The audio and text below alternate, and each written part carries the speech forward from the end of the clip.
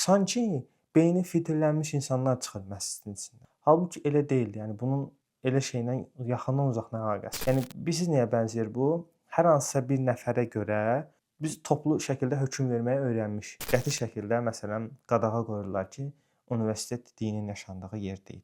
Təbii ki, bunları dindirsən özlərinə görə müəyyən səbəbləri var, amma həmin insanlar indi deyirəm, məsələ sadəcə din olduqda bu insanlar daha çox belə bu formada reaksiya verir. Yəni sənin gözündə İslam necə yaşanmalıdır? Deyir ki, namazını qılasan, evdə oturub namaz qılasan, heç kəsin işinə qarışmayasan, faizə bulaşasan, dediqodu eləyəsən, haqq yeyəsən, amma namaz qıl. Yəni, namazına problem. Yəni namaz evdə oturub namaz qılmağından başqa onları elə, digərlərinə amma qarışma. Yəni insanların görmək istədiyi sizin duruşunuzdur. Sən duruşunu pozmasan, həqiqətən də heç bir insan sənə müqavimət göstərəcəklər, səni tənqid eləyəcəklər, səni lağa da qoyacaqlar. Amma sən o duruşu pozmayandan sonra, o dimdik durandan sonra sizi inandırım ki, onlar sizin olduğunuz situasiyonu artıq qəbullanmağa başlayasınlar.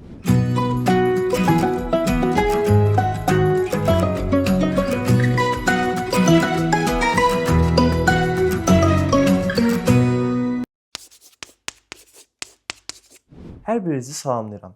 Bu gün istəyirəm ki, biraz fanatiklik haqqında danışaq. Lakin fanatikliyin bildiyimiz yönü yox, biraz fərqli bir məcraya çəkmək istəyirəm fikri. Çünki bu mövzuda düşünürəm ki, çoxlarının əziyyət çəkdiyi mövzular sırasındadır. Fanatiklik deyəndə hər hansısa bir şeyi olduğundan biraz daha çox sevmək qəsd edilir və yaxud da həmin şeyə digər sevdiyin şeylərdən daha çox vaxt ayırmaq, daha çox onunla vaxt keçirmək ki, həmin şey səni xoşbəxt eləyən məsələlər kateqoriyasında olmuş olur. Yəni bir insan bir şeyin fanatı olduğunda ətrafındakı hər kəsi həmin şeyə dəvət etməyə çalışır. Ki, gəl sən də mənim bu oynadığım, məsəl üçün futbol fanatik olanlar var. Məsəl üçün məhəllə futbolları olsun. Hətta həmin insanlar gedib futbola yazılıb futbol oynamağı sevirlər. Və yaxud da bunu PlayStation-da edən insanlar olur ki, PlayStation futbol oynamağı sevirlər. Və yaxud da hər hansısa bir müğənniyə pərəstiş edənlər olur ki, ancaq onun mahnılarını dinləyir, onun mahnılarının sözləri ilə gündəmdə qalmağa çalışır və yaxud da onun konsertini heç vaxt qaçırmır. Bunun kimi saylarını təbii ki, artırmaq olar. Lakin mən fanatiklik daha doğrusu damğası yeyənlər haqqında bir şey demək istəyirəm. Məlum məsələdir ki, bunlardan biri də mənim özümün də başına gəlmiş hadisədir. Düşünürəm ki, bir çoxlarının bu hadisə başına gəlibdir.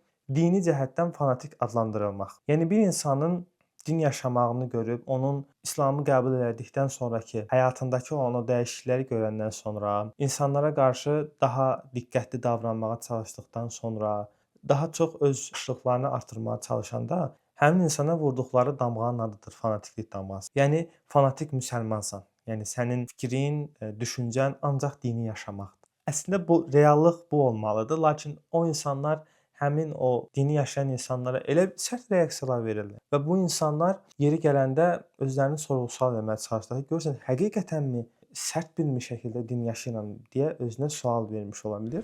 İnancı gərəyi məsəl üçün bir müsəlmanın cümə günü cümə namazına getmə məsələsini götürək. İş yerlərinə gedəndə insanların birinci deyəndə ki, mən cümə namazına gedəsiyəm, sənə verdikləri suallardan birisi bu olur ki, namazı burada qıla bilməzsənmi? Hətta içlərində elə qabağa gedənlər olur ki, deyir ki, mən də müsəlmanam, ki, özünə müsəlman deyilir. Adamda yəni müsəlmanlığın gərəyi sayılacaq əməllərə baxırsan heç biri yoxdur, amma adam deyir ki, yox, mən müsəlmanam. Müsəlman olduğunu deyir və deyir ki, biz də burada cümə vaxtı gedib cümə namazı qılmaqla müdürün haqqına girir. Yəni qul haqqı məsələsinə girir. Yəni adamda baxın, namaz yoxdur, digər şeylər yoxdur və dini heç bir həssasiyyəti yoxdur. Adam qul haqqından danışır. Yəni təbii ki, məsəl üçün dindar olmayan birisi diqqət eləyə bilərmi qul haqqına? Eləyə bilər, amma bu barmaqla sayıla biləcək qədər az bir insan var bunu eləyən. Hətta dindar olduğu təqdirdə bunu eləməkdə çətinlik çəkən insanlar var. Qalmışdı, yəni dini yaşamayan bir insan qul haqqına girməkdə nə qədər diqqət göstərəcək, yəni. Yəni sözümün canı nədir? Bu insanlar nə etmək istəyir? Həmin insan görür ki, dindən danışır və öz bildiyi və özünə uyğunlaşdırdığı, özünə görə beynində bir din formalaşdırıb, özünün beynində formalaşdığı dinə uyğun səni tənqid etməyə başlayır. Deyir ki, sən deyir ora getməklə müdürün haqqına girmiş olursan. Halbuki o aşağı-yuxarı cümə namazı iş yerlərində verilən o 1 saatlıq istirahət müddətinə düşür. Yəni orda sənin cüməyə gedib gəlməndə elə bir ciddi problem olmamalıdır. Halbuki bunu biraz problem edən insanlar var. Yəni guya səni tənqid eləmək, səni sıxmaq istəyən bu məsələyə görə. Hətta bəzən olurdu ki, məktəblərdə, kurslarda namaz qılan insanlara biraz baxırlar. Bilirsiniz, keçən dəfə Araz müəllimlə söhbət etdiyimiz o Ramazanla bağlı videoda da qeyd eləmişdim. İnsanlar əsasən məscid fiqurunu, müsəlmanlıq fiqurunu çox fərqli bir ab-havada gördükləri üçün, yəni o SSRİ-nin və digər müəyyən faktorların gəlib bizə göstərdiyi təsir nəticəsində insanlar fərqli şeylər, ab-havalar anlayırlar. Yəni məscid deyəndə tam fərqli bir şey, yəni sanki beyni filtrlənmiş insanlar çıxır məscidin içindən. Halbuki elə deyil. Yəni bunun elə şeylə yaxından uzaqdan əlaqəsi. Yəni bilirsiniz nəyə bənzəyir bu? Hər hansısa bir nəfərə görə biz toplu şəkildə hökm verməyi öyrənmişik. Yəni bir insana baxırıq, məsəl üçün adi primitiv bir misal verim.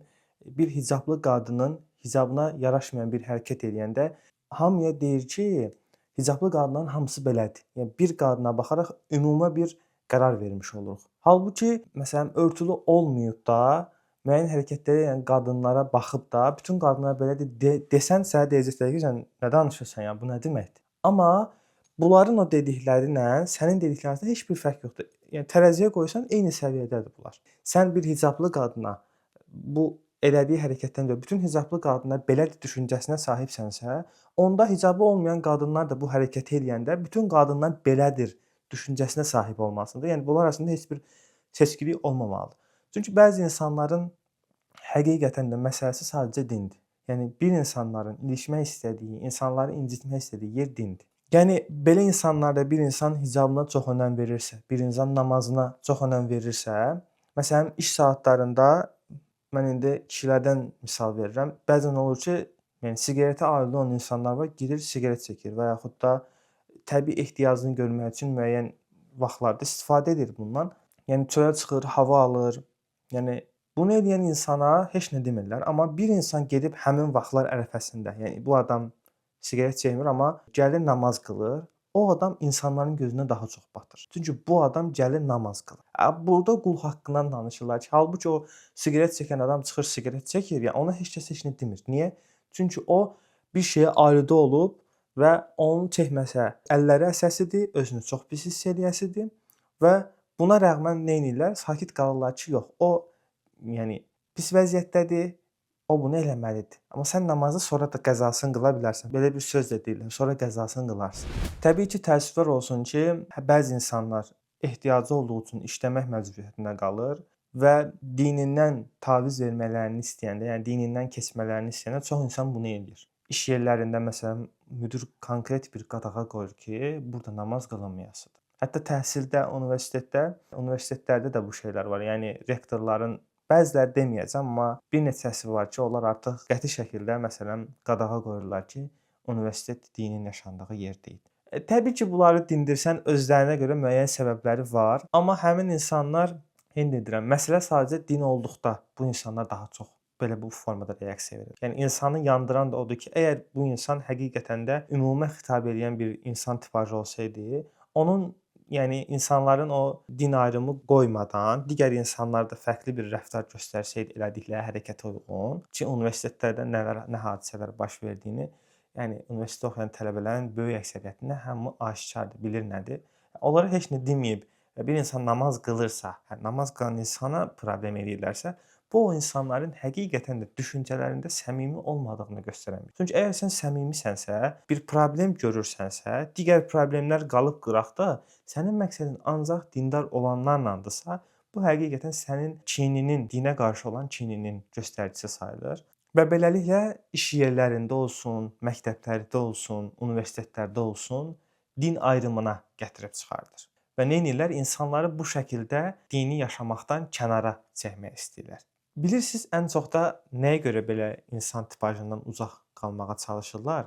Çünki bir mömin həyatında, yəni İslam'a girdikdən sonra həyatında çox böyük dəyişikliklər olmalı var. Düzdür, bəziləri həmin insanın keçmişinə fokuslanaraq hər daim ona deyir ki, sən keçmişdə belə birisi olmusan, keçmişdə elə birisi olmusan. Halbuki adam bəlkə elədiyi hər bir şeydən tövbə eləyib İslam'a qayıdıb və həyatını gözəlləşdirmək üçün, Allahın rızasına uyğun bir həyat yaşamaq üçün əlindən gələni eləməyə çalışır və belə olduğu təqdirdə də o insan onun keçmişinə fokuslanır.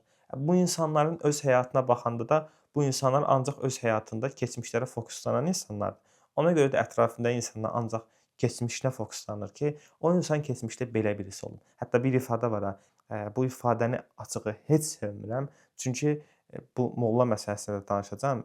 Namaz qılanların, İslam yaşamaq istəyən molla damğası da vururlar. Yəni hər mollanın bir qaranlıq keçmişi olar. Yəni bunu kim deyib, hardan özündən çıxardıb bilən yoxdur. Amma neyniyirlər?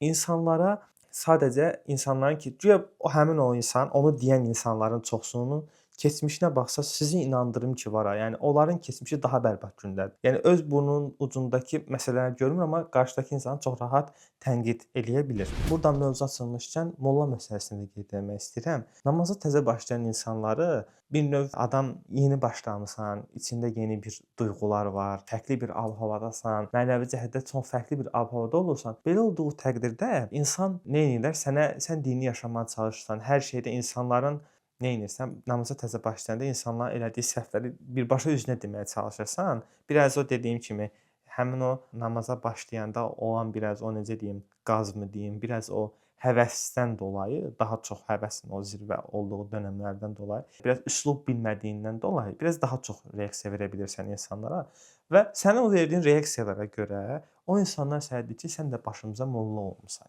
Bu molla anlayışı Sovet dönəmindən artıq içi boşaldılmış bir mənaya gətirib çıxarılıb.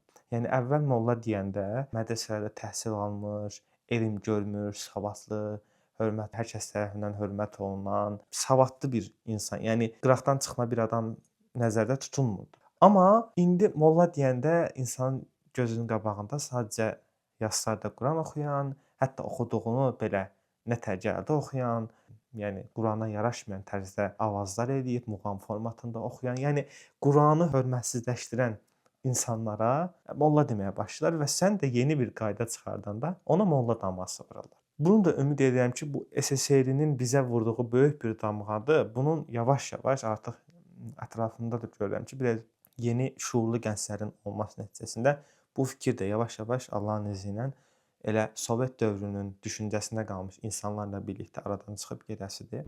Bir digər məsələ də dediyim kimi, insanların neynirlər? Keçmişinə fokuslanırlar, öz keçmişlərini görməmə məsələsidir və dini yaşayan insandan niyə qorxurlar? Çünki bu adam həyatında böyük bir dəyişiklik eləyib, dini qəbul eləyib və həyatındakı o səhv gördüyü hər bir şeyi, yəni dinin ona əmr elədiyi hər bir şeyi uyğun bir şəkildə yerinə yetirməyə və xətalarını yavaş-yavaş düzəltməyə başlayır. Bu adam yavaş-yavaş iradə sahibi olur. Ən azı gündə 5 vaxt namaz qıldığı üçün özü də fərqində olmasa, namaz qılanın özü fərqində olmasa da böyük bir disiplin sahibidir və bu adamın həyatı böyük bir nizam içindədir. Yəni həyatının 5 vaxta bölüb və ona uyğun həyat yaşamağa çalışır. Küçəyə çıxanda da, restorana gedəndə də, dostları ilə görüşməyə gedəndə də bu adamın öncəliyi namazı mən harda qıla biləcəm, harda əda edə biləcəm namazı. Bu düşüncə olduğundan dolayı bu insanın öncəliyi artıq digər günlərdəki olur. Yəni namaz qılmadığı dönəmlərdən fərqlənmiş olur. Və belə olduğu təqdirdə insanlar sənin öncəliyə gətirib onu qoyanda səni fanatik adlandırırlar. Deyirlər ki, sən fanatik birisən ki, hər şeydə bir dini bir şey axtarırsan. Halbuki bu dedikləri də bir absurd bir şeydir. Bunlar nədən qaynaqlanır? Yenə də deyirəm, həqiqətən də yəqin ki, çoxlarınız bilərsiniz. SSRİ-nin həqiqətən bizim üzərimizdən o çox böyük bir təsiri var ki, hələ də qalıqlarını hiss eləmiş oluruq. Bəzən olur ki, məsələn sən deyirsən ki, yəni dini niyə? Deyirlər ki, məsələn soruşursan ki, yaxşı da mən belə fanatik insanam da, dini çox yaşayıram. Yaxşı, necə bir din yaşamağımı istəyərsən? Yəni sənin gözündə İslam necə yaşanmalıdır? Deyir ki, namazını qılasan, evdə oturub namaz qılasan, heç kəsin işinə qarışmayasan, faizə bulaşasan, dedikodu eləyəsən, haqq yeyəsən, amma namaz qıl. Namazına problem. Yəni namaz evdə oturub namaz qılmağından başqa onları elə, digərlərinə amma qarışma. Yəni dinin bir tərəfini alıb, bir tərəfini əli tərsinə itən bir müsəlman pozası çizmək istəyirlər. Və belə olduğu təqdirdə də İslamı ancaq namazdan ibarət zənn edirlər. İslamın ancaq məsciddən ibarət olduğunu, məsciddən çöldə İslamın işi olmamalıymış kimi reaksiyalar verməyə başlayırlar. Və nəticə etibarilə nə olur sonda? Yəni bu insanlar unudur ki, İslam ümumiyyətlə Allahın göndərdiyi din elədir ki, hər kəsin həyatına təsir eləyəcək bir dindir. Sənin ticarətindən, siyasətindən, sosial həyatından, insanlarla qarşı münasibətindən, ailə daxili münasibətindən, dostlara qarşı münasibətindən, bacılarına, qardaşına qarşı münasibətindən, qohum-əqrəbaya qarşı münasibətindən, yəni İslamın müdaxilə eləmədiyi yer yoxdur, onu demək istəyirəm. Yəni bu insanlar nə qədər ki bunu limitləmək istəyirlərsə də, lakin İslam həqiqətən də bütün həyatın özünü etibar eləyir. Yəni bütün həyatın özünü necə gözəl yaşamaq lazımdırsa, onu sənə öyrədir. İslamı biraz araşdıran insanlar niyə İslamı qəbul etməyə başlayırlar? Çünki İslamın əslinə qalsa onların həyatını bütünlüklə yaxşılaşdırmağa çalışdığını dərk. Yoxsa bir şeyə fokuslanıb, hə, filan namaz qanunlarda gördük, belə eləyib deyib. İndi deyirəm, bir insana baxıb, ümumi qərar verən insanlara görə bu insanların dindən uzaq düşməsinə səbəb olur. Və nə edirlər? İnsanlara bu formada zərbələr vurmaq istəyirlər. Fanatiklik damğası nəticəsində insanları tam fərqli bir məcraya çəkmək istəyirlər. Onları fanatik adlandırırlar. Halbuki özlərinin həyatında, məsələn, içkiyə qurşanıb da adam içki içir və siqaret içir. O siqaretin fanatikidir, içkinin fanatikidir. Çünki bu adamla oturub söhbət eləyəndə ya deyəcək ki, keçən dəfə oturub kimləsə, yəni bu qədər içmişəm, o qədər içmişəm və içki süfrələrindən şəkil paylaşarlar. Yəni bu insanlar sən içkinin fanatiksən, mən də dinin fanatik. Onlara bunu demək lazımdır. Əsasən də burdan dini yaşamaq istəyən, əlavə olaraq da İslamı qəbul etmək istəyən, amma içində qorxuları olan ki, mən keçim, ətrafım mən nə deyər düşüncəsindən özünü yoran insanlara demək istəyirəm ki, və işə qəbul olanda, məsələn, olur ki, bəzən işə qəbul olanda da sənə iş olmadığına görə öz həyatımdan deyirəm bunu, həqiqətən təcrübə ilə yəni bunu sabitləmişəm. Allah rızası üçün həqiqətən də sən bir yerdə duruş göstərmək istəyirsənsə, geci-tezi ya olduğun o ortam səni qəbul edəcək, ya da səni Allah o ortamdan uzaqlaşdırıb sənin fayda verə biləcəyin başqa bir ortama səni mütləq şəkildə qovuşdurasın. Buna həqiqətən qəlbən inanandan sonra düşünürəm ki, Allah hər birimizə yardım göstərəsidir. Yəni işindən dolayı, məsələn, bu gün bir insan məsəl üçün ailəsi olduğundan dolayı, digər şeylər olduğundan dolayı dini yaşama şeyi az olduğundan dolayı, məsələn, deyəndə ki, sən namaz qılmayasan, iş yerində namaz qılmaq olmaz deyəndə o işdən çıxmağa tərəddüd edə bilər. Amma halbuki Allah rızası üçün inanın ki, bunu eləsə və daimi şəkildə də axtarışda olsa, Allahdan yalvararaq, yaxararaq istəsə ki, ya Rəbbi, mən sənin rızan üçün bu şeyi eləmişəm, mənə fərqli bir yol tap, mənə bu çətinliyimi aradan qaldır. Əsas onu demək istəyirəm ki, insanların görmək istədiyi sizin duruşunuzdur. Sən duruşunu pozmasan, həqiqətən də heç bir insan sənə müqavimət göstərəcəklər, səni tənqid eləyəcəklər, səni lağa da qoyacaqlar. Amma sən o duruşu pozmayandan sonra, o dimdik durandan sonra sizi inandırım ki, onlar sizin olduğunuz situasiyonu artıq qəbullanmağa başlayasınlar.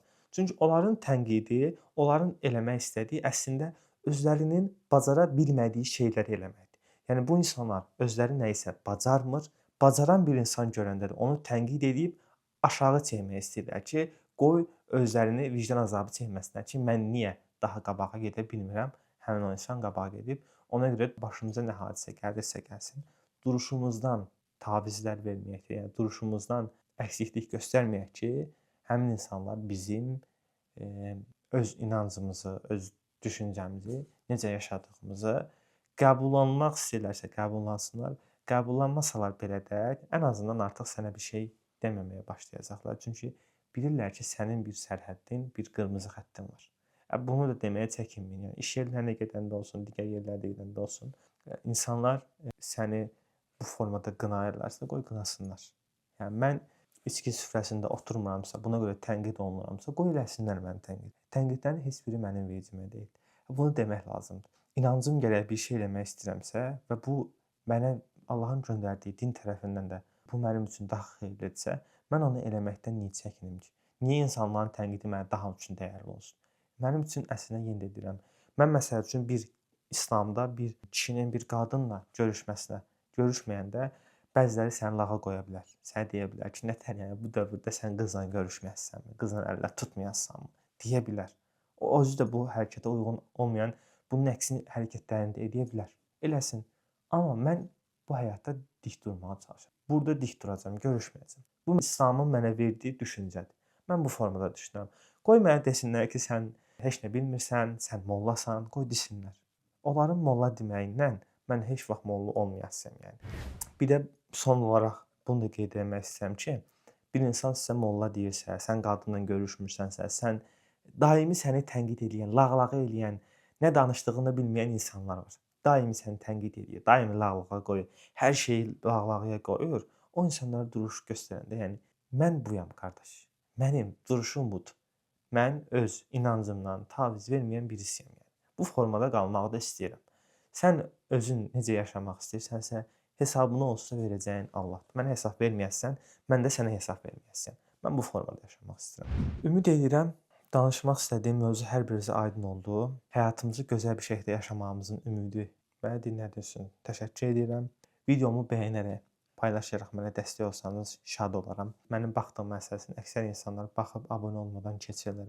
Ən azından bir də bəyənsəniz, paylaşsanız, şərh yazıb dəstək olsanız, bu istər-istəməz kamera arxasında gedən əziyyətdə o axan alın tərinin az da olsun silməsini gətirib çıxarmış olar. Bu mövzuda da mənə dəstək göstərsəniz şad olaram. Məni dinlədiyiniz üçün çox sağ olun. Şərhlərdə görüşmək ümidi ilə. Hələlik.